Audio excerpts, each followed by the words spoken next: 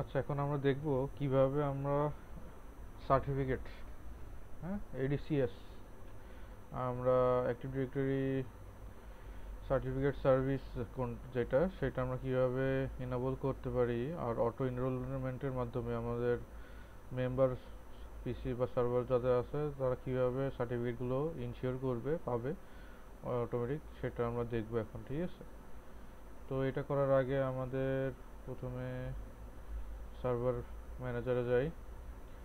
তো আমরা এডিডিএস তো আমাদের ইনস্টল করাই আছে এখানে অলরেডি। তো আমরা টুলসে যাই, আপাতত টুলসে যে,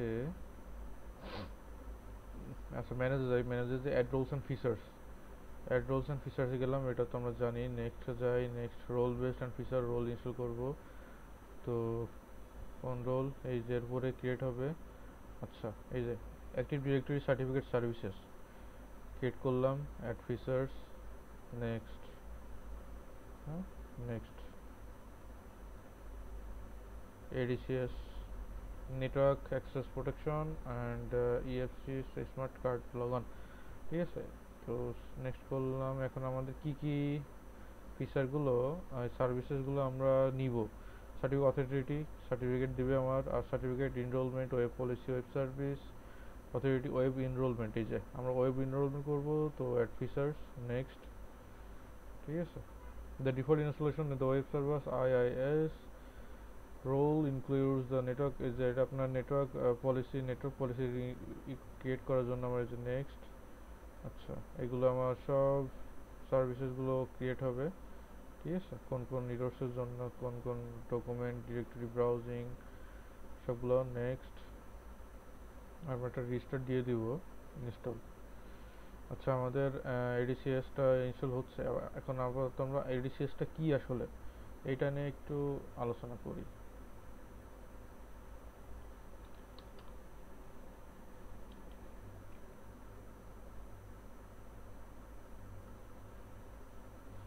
আচ্ছা, এডিসিএসটা হচ্ছে, আমরা এই যে মনে করেন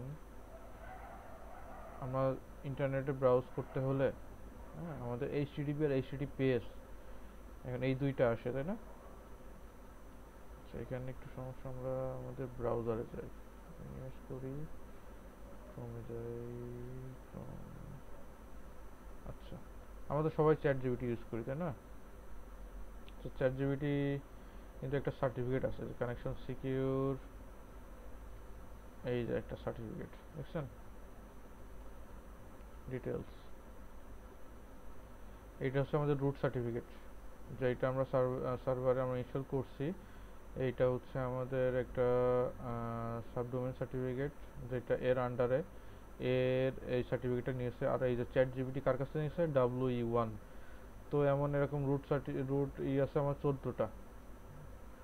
ঠিক আছে, যেটা বলে হচ্ছে আমাদের সিএ, সিএ হচ্ছে আমাদের 14টা, টোটাল 14টা সিএ আছে, হ্যাঁ, সার্টিফিকেশন অথরিটি।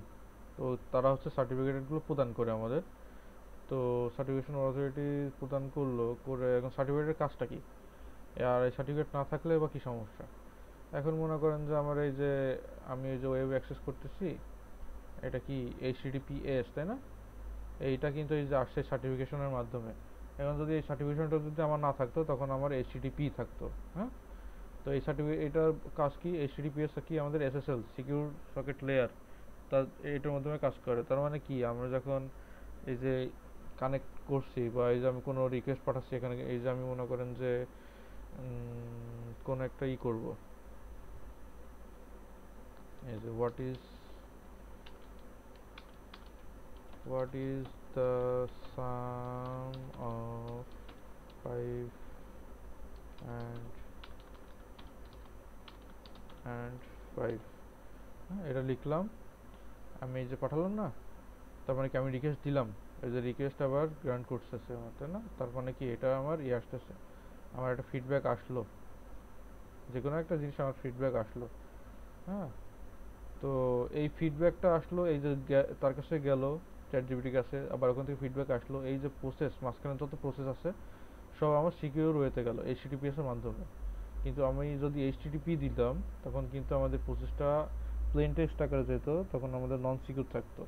তো এটাই আসলে কারণ যে আমরা HTTPS মাধ্যমে ওয়েব ব্রাউজিং করি সিকিউর আর নন সিকিউর ভাবে। তো সিকিউর ভাবে করার জন্য একটা সার্টিফিকেশনের প্রয়োজন হয়, আর ওই সার্টিফিকেশন দেয় কি আমাদের সিএ, তাই না, সার্টিফিকেশন অথরিটি। তো দেখি আমরা ইনস্টল করছিলাম, একটু দেখি নি আমাদের সার্ভারে আসলাম। আজকে সমস্যা, এখনো কিন্তু আমাদের ইনস্টল হয়নি, একটু ওয়েট করি, এখন ইনস্টল হয়ে যাবে। ইনস্টল হয়ে গেছে, ঠিক আছে। এবার কি করছে, configure active directory certificate service on, configure করি আমরা একটু। এখন দেখি আমার ক্রেডেনশিয়াল কি, মুন ডট অ্যাডমিনিস্ট্রেটর, তাই না, এটাই তো আমার ক্রেডেনশিয়াল। ওকে, আমরা যে দুইটাই করছিলাম ওই দুইটা সিলেক্ট করে দিই, নেক্সট। আচ্ছা, এখানে দেখেন আমার ইন্টারপ্রাইজ আছে আর স্ট্যান্ডার্ড এরন আছে। তো ইন্টারপ্রাইজ কি, enterprise CA must the domain members and the typical online to issue certificate or certificate policies. তার মানে কি, ইন্টারপ্রাইজ সিএ কি করবে, মাস্ট ডোমেন মেম্বার্স, ডোমেন মেম্বারকে এবং typically online to issue certificate or certificate policies এর সাথে কানেক্টেড সহকে সিএটা সার্টিফিকেট প্রদান করবে। আর স্ট্যান্ডার্ড কি, standard CA can members or work over to domain can do not require ADDS and can be used without a network connection। তার মানে কি আমাদের অফলাইন, হ্যাঁ অফলাইনে আমাদের, তার মানে কি আমাদের এই যে এই যে আমি যদি যখন বাইরে কাউকে দিব তখন আমার এন্টারপ্রাইজ, আর যখন আমার নিজের অর্গানাইজেশনের ভিতরে থাকবো তখন আমার কি স্ট্যান্ডালোন। তো আমরা এন্টারপ্রাইজ আপাতত করি রুট সিএ। এই যে সাবঅর্ডিনেট সিএ কোনটা বলেন তো, এই যে সাবঅর্ডিনেট সিএ আমরা দেখাইছিলাম একটু আগে, একবার দেখে নিই চলেন। এই যে কানেকশন সিকিউর ভ্যালিড সার্টিফিকেট, এই যে এটা হচ্ছে আমার সাবঅর্ডিনেট সরি সাবঅর্ডিনেট সিএ। এটা কি আমার রুট সিএ সাবঅর্ডিনেট সিএ, আর এটা কি চ্যাটজিপিটি কার কাছ থেকে নিচ্ছে, সাবঅর্ডিনেট সিএ এর কাছ থেকে সার্টিফিকেশনটা কালেক্ট করছে। তো এটার কারণ হচ্ছে কিছু সিকিউরিটি ই করে যে আমি একবার ডিরেক্ট আমার রুট সিএর সাথে যোগাযোগ করব না, আমি সাবঅর্ডিনেট কার সাথে যোগাযোগ করব। এটা রুট সিএ কিছু তার সিকিউরিটি মেজারমেন্ট করার জন্য এই যে সাবঅর্ডিনেট কিছু আরও কিছু সিএ আছে তাদের কাছে এই সার্টিফিকেটগুলো প্রোভাইড করে, তারা যেন তারা ওইগুলো ডিস্ট্রিবিউট করতে পারে, ঠিক আছে। তো আমরা কি রুট সিএ একটা ক্রিয়েট করব, আচ্ছা ক্রিয়েট এ নিউ প্রাইভেট কি। এখন সিএতে আমরা একটা, যখন আমরা সার্টিফিকেট কি করি ক্রিয়েট করি তখন আমাদের একটা প্রাইভেট কি জেনারেট করা লাগে, ঠিক আছে। তো আমাদের তো আমরা ক্রিয়েট করিনি এখনো, তো আমরা ক্রিয়েট এ নিউ প্রাইভেট কি, নেক্সট।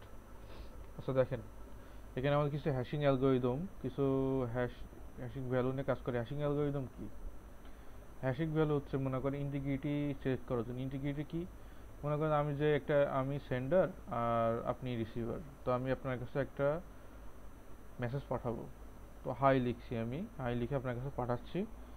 এখন আমি মনে করেন আমি করলাম, আমি আপনার প্লেন টেক্সট না আকারে পাঠিয়ে আমি সিকিউর ওয়েতে পাঠাচ্ছি আপনার কাছে।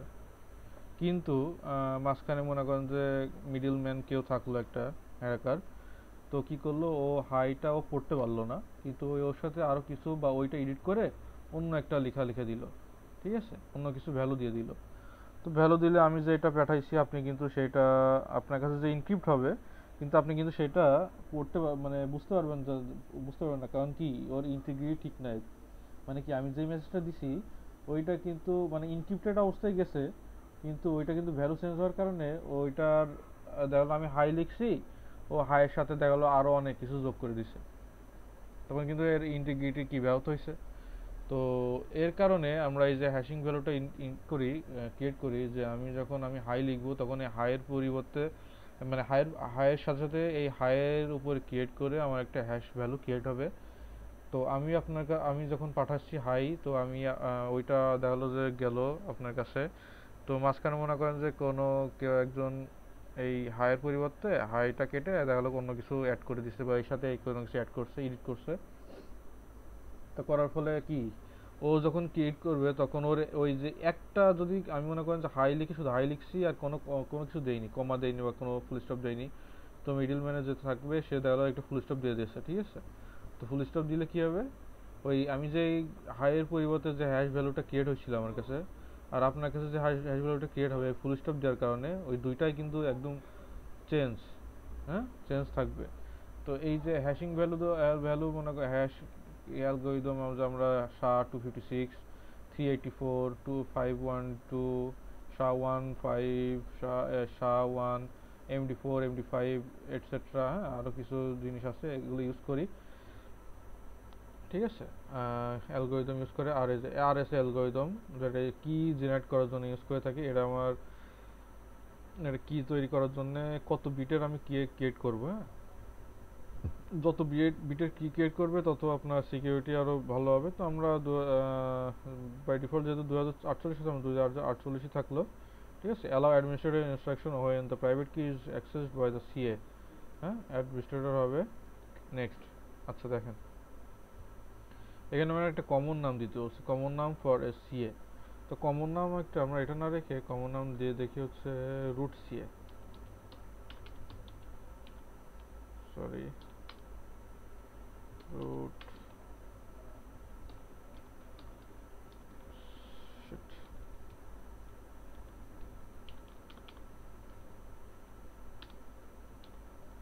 CA।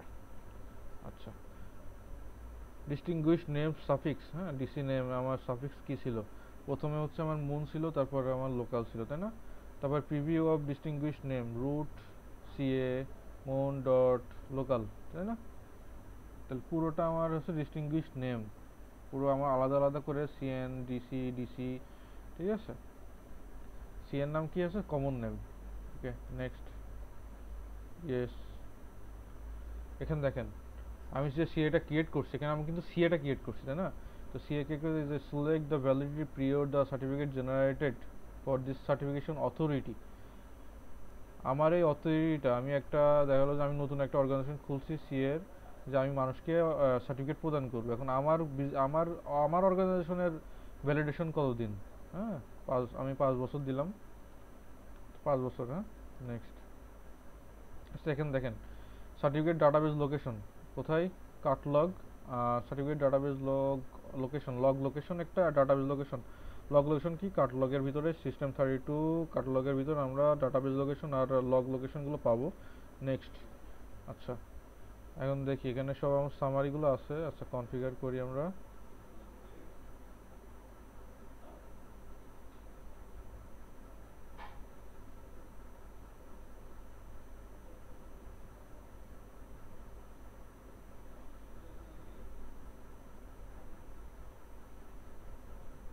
আচ্ছা এখানে দেখেন আমাদের কনফিগারেশন সাকসেস, তাই না? তো আমরা ক্লোজ করি, ক্লোজ। এই দেখেন আমাদের কিন্তু এডিসিএস চলে আসছে, তাই না?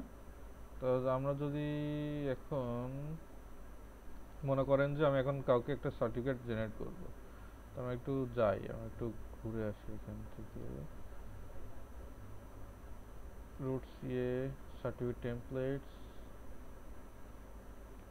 একটু ওয়েট করি আমার টেমপ্লেটগুলো আসুক। আমার এখানে টেমপ্লেট ক্রিয়েট করা লাগে সার্টিফিকেটের জন্য, ঠিক আছে, ইউজারের জন্য বা কম্পিউটারের জন্য। এই দেখেন এখানে কিছু আমার টেমপ্লেট আছে অলরেডি ক্রিয়েটেড। আর ম্যানেজার যদি আমরা যাই তখন অনেকগুলো টেমপ্লেট এই যে এখানে কিন্তু আমার চলে আসছে, তাই না?